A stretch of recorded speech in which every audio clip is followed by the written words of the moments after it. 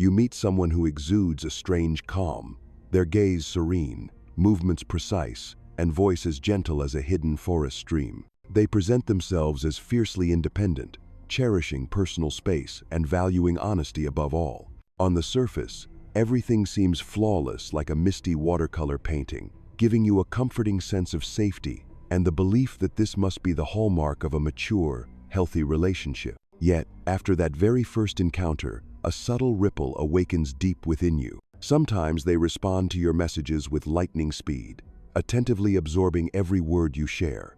Other times, you wait in vain, only to receive a chilly, One afternoon, they post a joyful photo of themselves at a picnic with a close friend, casually omitting the rendezvous you two had just days before. Clearly, their presence feels like a door perpetually ajar, but you still cannot piece together the full portrait. You wonder, are they investing affection in multiple people at once? Why does that confident exterior mask such stark contrast between aloofness and warmth? What lies behind that smile? Could it be a secret they're deliberately concealing?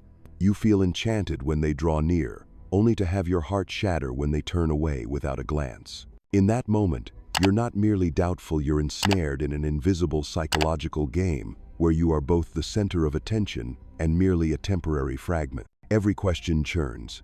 How can I hold on to them longer? Did I ever truly matter? The tension between safety and suspicion swells, like an unseen tether pulling you away from solid ground. And just when you believe you've unraveled their mystery, they vanish into silence, leaving behind a magical void enough to make you question whether every emotion you felt was genuine or merely an illusion. After revealing their defense mechanism where they skillfully divide their heart into multiple emotional segments to avoid dependency, we move into the next phase, the stark contrast between fleeting safety and deep hurt. You've experienced those moments when they appear with unexpected warmth, affectionate messages, meticulously planned dates, gestures that make you believe you have found a solid refuge. Yet almost without warning, you feel a distance creeping in, like a thin layer of ice silently covering every interaction. From promises of "I want to be with you forever," they abruptly switch to a curt text, "I'm busy today." This shift is never announced, because in their mind, safety is only temporarily allotted. Whenever you try to touch that safe area, they step back, leaving you to guess where the boundary between close and distant truly lies. The sense of abandonment precisely at the moment of being cared for leaves you bewildered. You feel like a child first welcomed, then suddenly pulled back into darkness. Their oscillation, sometimes passionate, sometimes aloof, resembles the tide, rising to sweep you ashore, then receding to leave you stranded in a mess of hope, pain, and doubt. When they tenderly comfort you, you feel the warmth of intimacy. Moments later, you hear the wind rustling through the cracks of your heart, chilling you to the bone. They approach you like a parched traveler to an oasis, but just as you place a cool cup of water to their lips, they withdraw, letting that cup shatter into droplets on the cold floor. Moreover, each person in their emotional defense network makes you feel you play a unique role, sometimes the emotional anchor, sometimes the source of entertainment, or merely a contact on their "maybe I'll call when bored" list. This role assignment makes your heart alternately heat up and freeze warm when you feel special, cool when you realize you are just a backup plan. You become like a soldier in an emotional chess game, continuously being told you will win, then suddenly discovering your piece is just a pawn, easily sacrificed to preserve the broader strategy. This emotional rhythm is agonizingly conflicted.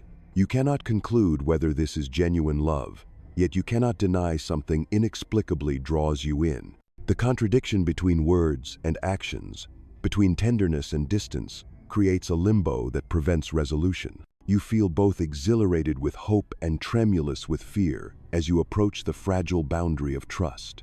And just when you believe you've unraveled their mystery, they vanish into silence, leaving behind a magical void, enough to make you question whether every emotion you felt was genuine or merely an illusion. After revealing their defense mechanism where they skillfully divide their heart into multiple emotional segments to avoid dependency, we move into the next phase, the stark contrast between fleeting safety and deep hurt. You crave a stable connection, but they only deliver fragmented warmth, moments of heat, followed by deep chill, promises that shatter without a trace. The fact you experience every emotional nuance from sweet intimacy to frosty withdrawal makes their emotional portrait even more elusive and indefinable. You long to see their true face beneath the mask of control, yet every effort crumbles against the invisible wall they maintain. Then, one day, when you believe you have grown accustomed to this endless tug of war, you suddenly recognize the safety they offer is an illusion. Their safety is not about jointly building a private sanctuary. It is a fleeting acknowledgement of boundaries they allow you to approach and then immediately push you away again. You realize you are not invited into the inner chamber, but made to stand at the threshold, peering into a tiny corner before being shut out. You meet someone who exudes a strange calm, their gaze serene, movements precise, and voice as gentle as a hidden forest stream. They present themselves as fiercely independent, cherishing personal space and valuing honesty above all. On the surface, everything seems flawless, like a misty watercolor painting, giving you a comforting sense of safety and the belief that this must be the hallmark of a mature, healthy relationship. They approach you like a parched traveler to an oasis, but just as you place a cool cup of water to their lips, they withdraw, letting that cup shatter into droplets on the cold floor.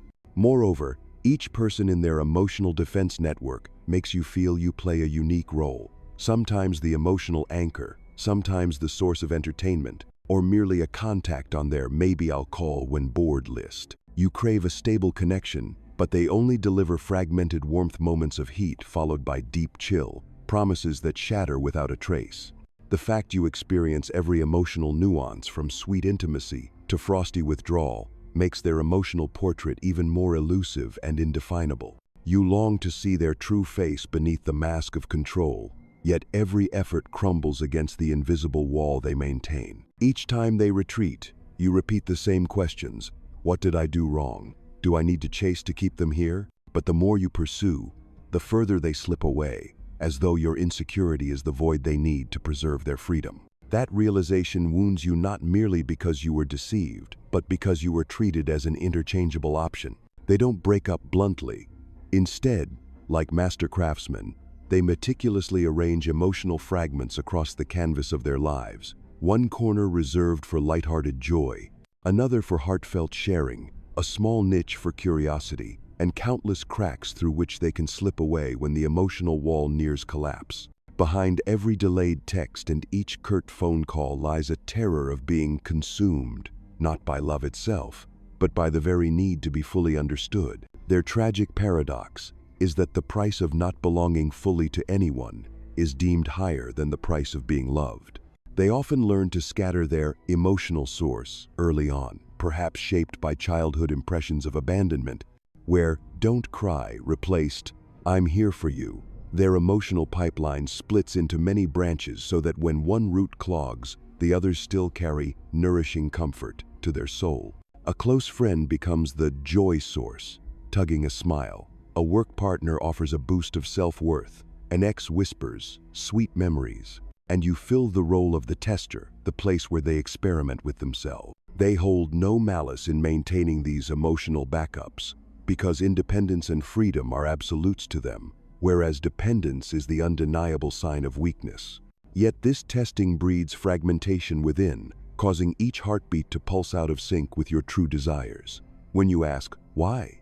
and they reply, "Because I need space," it's not a simple denial, but the opening measure of their defense symphony. You're invited to play a warm melody briefly, only to be abruptly cut off as they switch to another tune. This role assignment makes your heart alternately heat up and freeze warm when you feel special, cool when you realize you are just a backup plan. You become like a soldier in an emotional chess game, continuously being told you will win, then suddenly discovering your piece is just a pawn, easily sacrificed to preserve the broader strategy. Their system cannot transport enough emotional nourishment to forge deep bonds. They take small sips of trust, afraid that a full cup will shatter from the weight of pain. Thus, rather than dive in, they divide. Instead of immersing themselves, they retreat layer by layer. Their skill in emotional scattering places them in the driver's seat, controlling the degree of closeness, your emotional state, and above all their own fear. Few realize that this power comes at a continuous loss.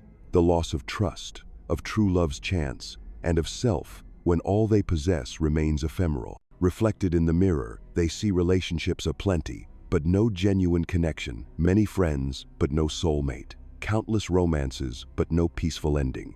Viewers, those who have fallen into the many-lane maze, experience a dual reaction: astonishment at the intricate survival strategy and sorrow for an unhealed heart. Astonishment that one can so deftly safeguard oneself, even in love. Sorrow that the very pain they evade destroys their shot at real happiness. In that moment, you realize, the more you try to wedge into their defense system, the deeper you sink into the illusion of a love that can exist without commitment, and you wonder if true love might only begin once you dare to step out of that system, no longer begging for entry or accepting imposed distance. Only when we grasp how they build emotional anchors from their fears can we discern the final boundary. Not everyone can peel away a dismissive avoidance thick protective layers, and any relationship not founded on the bare bones of sincerity, no matter how warm, remains a fragile flicker. The solution, then, does not lie in clutching on, but in liberating yourself from that emotional labyrinth to find real safety, a place where people love and are loved not with scattered shards of feeling, but with complete hearts. Building on their defense mechanism of emotional scattering, we now delve into the distribution strategy that dismissive avoidants employ whenever a relationship edges too close to their permissible boundary. That moment does not strike suddenly. Instead, it is orchestrated by them like a master conductor. You may recall that brilliant evening when they held your hand tightly and watched your every word with tenderness, creating the illusion of absolute intimacy. Yet, only minutes or hours later, they withdraw. This isn't a dramatic breakup, but a skillful retreat, a gentle, "I need to think" here, a fleeting brush of the hand there, and then they reappear in your text messages with cold brevity. In that instant, you realize their retreat is not because they have stopped caring, but because they fear losing control. They turn instead to a less demanding connection, a longtime friend they haven't seen, a coworker who always seems understanding, or an ex who never expects too much. That person becomes a temporary safe harbor on their emotional map. There, they can breathe easily. They aren't asked for deep confessions, nor challenged by questions of the future. This strategy operates as follows. The moment one bond suffocates them, they instinctively shift direction. In their mind, they parse an internal map and give the order to withdraw. They don't need a formal reason. Even a single emotional tremor beyond the threshold will do. While you are still basking in their final warmth, they have already prepared another transmission point to continue their journey of avoiding attachment. To them, this is how they maintain the upper hand. If they cling to a relationship as it deepens, they fear losing autonomy and becoming dependent on one person, and if that person leaves, the pain would be unbearable. Thus, rather than dive in, they distribute: one partner for shared interests, another for heartfelt talks, one for safe exhilaration, and another simply as a tranquil backdrop. This division of roles creates an emotional cadence of peaks and valleys, much like dynamic jazz. They ignite the flame of intimacy with you, press pause, and then spark a new flicker with someone else. That sensation leaves you like a boat on a vast river, one moment gliding on calm waters, brimming with hope, the next plunged into tumultuous waves, pulling you into free fall. You find yourself asking, "Am I significant enough to make them stay?" Each time you voice that question, they provide the answer by shifting to a safer connection. These interwoven details, from passionate to aloof, each person fulfilling a unique need, awaken a profound sense of abandonment. Your heart quakes. When they are warm, you feel protected. When they grow cold, your soul feels hollow. This tug of war leaves you anguished. You oscillate between clinging on and letting go because despite the hurt, you cannot deny the magnetic pull drawing you back. You realize this push and pull is their subtle, emotional anesthetic, keeping you in a state of perpetual guessing, of constant waiting. As you wait for their text, you forget your loneliness. As you call them, you forget your doubts. The more you intoxicate yourself in this emotional dance, the stronger they reinforce their safety cushion. You become a crucial link in their distribution strategy, kindling hope and simultaneously eroding trust. And yet the story does not end here. Once you accept being scattered, you begin to impose your own unspoken conditions. You must hide your fragility, Maintain perpetual optimism so they never sense your suffering, and brace yourself for the next withdrawal. Soon, you transform into the perfect backup plan, always ready, always composed enough not to falter. Yet in that very moment, you also lose the right to be true to your own emotions. By maintaining this distribution strategy, they become emotional jugglers. Their audience includes not only you but several others. While you anxiously await the magic reveal of their love, others are doing the same. Each relationship forms its own miniature stage where they test their limits, how much they can give, and when they must pull back. But these trials are for them alone. You and the others are unwitting lab rats. Amid this torrent of conflicting emotions, you find yourself exhausted. Your body feels light from not being held too long, but your spirit grows weary from never finding a place to rest completely. The emptiness you feel is more than being left alone. It becomes doubt in your worth.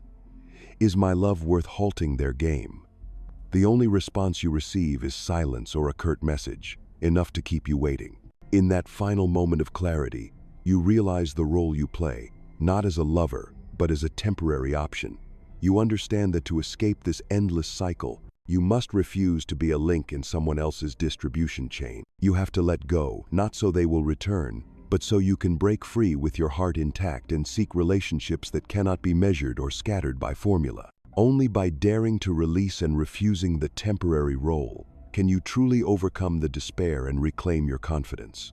Then, you can invite an undivided loved one without strategies or scattering a connection where neither partner must retreat to protect themselves, but instead, they move forward together. When their emotion distribution strategy becomes increasingly refined, they believe they are steering the emotional vessel with skill. Yet the vessel is far more fragile than they imagine. Sharing fragmented affection, some for you, some for someone else, a bit more for another, functions like a double-edged sword. It buys them temporary safety but pays them back with a boundless inner loneliness. They may not deliberately cheat like a playboy juggling lovers, but their heart drifts alone amid scattered emotional shards.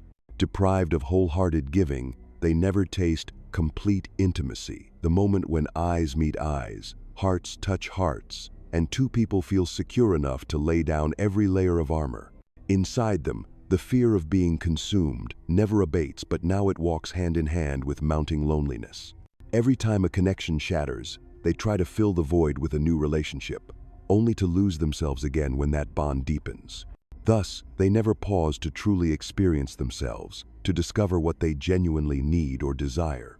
They remain in perpetual flight from themselves, convinced that staying at arm's length spares them the deepest wounds. In reality, every flight distances them further. Every brush with intimacy triggers a panic-stricken retreat. The cycle repeats, forging an emotional island of isolation with no path home. Then, one day, their mind fatigued and exhausted, they unconsciously seek an escape, but find none. That moment is more terrifying than any outright mistake, because they cannot pinpoint what went wrong. They feel hollow, an emptiness no backup source can fill. For despite the many emotional outlets, none can mend the missing piece of deep trust. They realize some wounds cannot be bandaged through avoidance, but only healed by tearing off the defensive layers and embracing vulnerability. Yet, when you who have endured their scattering dare to face them and ask, "Why can't you trust just one person?" they instantly react with resistance. They won't deny their fragmented affections, but will call you overly sensitive, misreading everything, or a bit controlling. They claim you impose unrealistic expectations, that you make them feel caged, that you complicate what they wish to keep simple. They shift attention away from their core fear intimacy and onto you instead. In that instant, you sense a cruel gaslighting blade piercing your self-worth, anger at the blatant denial, helplessness at the baseless blame. You had hoped the dialogue would bring light, but instead you receive a gust of chilling indifference. You wonder, am I imagining things? Am I really too sensitive? The conflict thrusts you into confusion and insecurity, as though your very sense of self has been stripped away. In truth, their pushback is not because you are wrong, but because they lack courage to face themselves. They shove you away to protect their fragile armor, to avoid confronting their heart's silent screams of loneliness. They fear that a minor slip, a word of reproach, a suspicious glance could topple their inner fortress. Thus, they choose denial, and rebuttal to maintain their safe posture. Yet every denial deepens their wound, fueling rage against their own emotions, while you carry the weight of inferiority. I must be untrustworthy.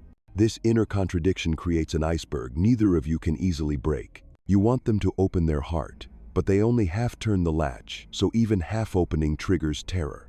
You want them to acknowledge and take responsibility, but you are deemed wrong for daring to ask. Over time, every conversation becomes suffocating, like breathing through damp cloth. Finally, you realize, it is not their armor that grants strength, but that armor that binds them as prisoners of fear. The more they resist, the more they deny, the deeper they sink into loneliness. You awaken to the truth that for them to shed their shell, they must first feel safe without it. You cannot force them. You can only invite and sometimes withdraw to let them see the greatest void appears when you leave. The transition to the next phase does not come through confrontation, but through self-love. When you stop proving your worth, stop chasing answers, and begin building a haven of safety for yourself. Only then can they find the chance to emerge from their denial and step into a space where every emotion is fully welcome. When you muster the courage to expose each crack in their perfect facade, hoping they will meet you in candid conversation, they almost always retreat into defense. A subtle, "You're just too sensitive, aren't you?" or "Maybe you're misreading me," is thrown out, not to dialogue, but to extinguish any challenge. They cast you as the overly sensitive one, as if their inconsistencies are natural, and you are the one who needs recalibration. This tactic keeps them in control of the narrative and hides the deep fear gnawing inside. If revealed, they would have to confront the void they've so meticulously shielded. The moment you reflect their inconsistency, expecting honest exchange and shared understanding, they deny, deflect, or lash back with sarcasm. Say whatever you want, but don't expect me to put up with nonsense. You realize it's not that they can't hear you, but that they choose not to comprehend. This isn't your weakness. It's their final defense, smoothing the cracks in their armor with the oil of judgment. In truth, such reactions stem from fear. Fear of being exposed, of having someone see the fissures in their armor. They dread your awareness of their inner fractures, dread your touching the pain they've long fled from. So they label you too sensitive to fortify their shield, while you find yourself trapped in self-doubt. Am I truly that sensitive, or am I merely seeking a haven? Often, you blame yourself for your sensitivity, while the root cause lies within their trembling shell of fear. Whenever honesty becomes imposing, they convince themselves that if they can't break the argument, they will at least silence the questioner. Thus, they maintain a safe distance, dispensing emotions in just enough, measures warm enough that you won't walk away, cold enough that they won't be ensnared. This perfect trap of safety has you hesitate before asking further questions while they glide through the exchange with a veil of disdain. But behind every denial, every composed exterior, lurks profound loneliness. They resemble travelers on an endless road, free, yes, but with no place to rest. Every time they brush aside your challenge, they brush aside a chance to be heard and understood. They fail to see that their silence snuffs out the last ember of hope, leaving an abyss of emptiness where a home should have been. In the flicker of a hesitant glance, if you catch it, you glimpse their panic at raw honesty. They recoil not because they refuse to listen, but because they fear facing themselves. As you emerge from the conversation, chest brimming with courage, they retreat into the fortress of self-preservation, sealing off every exit. Meanwhile, you feel the chill of realization. Their safety is the toll for haunting loneliness. Freedom without intimacy, they whisper to themselves, yet such freedom is that of someone terrified to bind themselves to anything, even love. No attachments, no pain, they tell themselves, but with every severed bond, they lose a piece of their own heart. Alone in the silence, they bow before the echo of loneliness, an emptiness more chilling than any outright rejection. You've seen it in the background, the tremor behind their smile, the shaking fingertips before hitting send, the fleeting look when they think you aren't watching. That is the silent sorrow of someone free yet utterly alone, a sorrow no words can fully capture. Compassion wells up within you, for you understand. Freedom without intimacy is ultimately hollow. In that hushed moment, you realize you must choose. You can stay, attempting to tear down their armor amid more denials, but at the cost of further exhaustion and heartache. Or you can let go not to condemn their solitude, but to rescue yourself from the emotional mire created by freedom without intimacy. For only by stepping away from that system can you claim your right to be loved and understood, not as part of a cruel game, but as someone deserving a complete, true love story. Deep within one's psyche lies the core blockage leading every cycle of avoidance, the unconscious neural belief that control equals safety. This belief is grafted early in life, shaped by experiences where any emotional bond meant vulnerability. Thus, whenever feelings deepen or become unpredictable, the brain reacts by retracting, preserving an illusion of inner peace through distance. Yet, this very belief imprisons them in an endless labyrinth, a maze of loneliness, half-finished relationships, and pseudo-safety. To escape that maze, the first courageous step is to face insecurity directly. It is not enough to merely admit, "I'm scared." They must embrace that fear right in the heart of intimacy. When a partner reaches out with warmth, instead of recoiling, they should stand their ground, breathe deeply, and silently affirm, "I can withstand this fear." True safety does not come from retreating at the first sign of depth, but from staying present amid the storm of emotions without fleeing. This exercise, sitting with insecurity until it no longer feels overwhelming, is the foundation of change. Next, they must practice taking the risk of a single, exclusive bond. That means committing their time and energy wholeheartedly to one person rather than scattering it. If their heart stirs with genuine affection, they should refrain from immediately scanning for red flags or potential threats. Instead, they should allow themselves to experience every warm moment, free of comparisons or judgments, granting that relationship the fairest chance to grow, to share laughter and tears, and to learn how to heal together. Throughout this journey, they must endure and resist the urge to flee once feelings become truly intense. They will feel their heart race, breaths quicken, and intrusive thoughts about losing freedom. Instead of silently denying those sensations, they can share honestly, "I'm feeling afraid. This closeness is overwhelming me." Acknowledging fear does not signify weakness. It is a turning point toward maturity. In that moment of sharing, they place trust in their partner, trust that becomes the bedrock of durable relationships. Simultaneously, they need to establish healthy boundaries, not to separate themselves, but to maintain balance. These boundaries might include designated quiet times for personal rest, intentional pauses to recharge, or agreed-upon rituals for reconnecting. For instance, they could pledge one phone-free evening each week, or a signal phrase when either partner feels flooded. Through such agreements, they discover that safety arises not from distance, but from mutual consent and respect. Genuine dates and open dialogues form the launchpad for emotional communication. They must learn to voice, "I'm feeling sad today, could I have some comfort?" rather than hiding in silence. They also must learn to listen when their partner shares, "I'm okay now, thanks for caring," rather than brushing it off. Every small act of sincerity chips away at the fortress of defenses, letting warm understanding seep in. Additionally, seeking support from friends, family, or therapists can illuminate how deeply avoidance patterns have become ingrained. Instead of clinging to, "I must handle this alone," they can ask for guidance. "I'm trying to stay present. What strategies help you hold space for uncertainty?" Sharing in this way does not compromise independence. Rather, it deepens self-awareness and supports incremental behavioral adjustments. Transformation is neither swift nor effortless, and not everyone will persist patiently. Early on, they will stumble. They might flee again, revert to avoidance, or doubt themselves. What matters is they refuse to remain trapped by old cracks. Instead, they rise, reflect on their setbacks, and persevere. Each lapse becomes a lesson, another insight into their own needs rather than a reason to surrender. Finally, as this journey culminates, an unequivocal call to action emerges. Stop chasing those who do not choose you.